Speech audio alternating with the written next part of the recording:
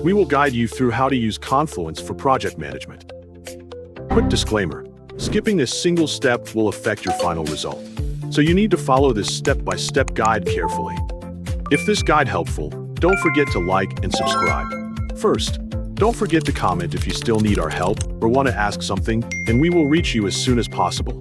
Second, launch Google Chrome or any web browser of your choice. Go to atlassian.com/software/confluence. Open the space that you want to use. Click the Create button at the top to open the available content creation options.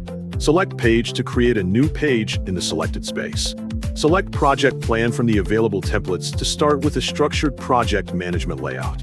Enter the project name according to your needs, for example, Employee Onboarding Project. Update the project information according to your needs, including the driver, approver, contributors, informed team members, objective, due date, key outcomes, and project status, as shown in the example, making sure each field contains relevant and accurate information.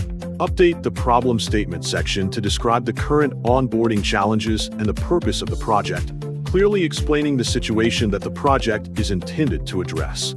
Update the scope section by adding the project's must-have, nice-to-have, and not-in-scope requirements, clearly separating essential requirements from optional items and excluded work.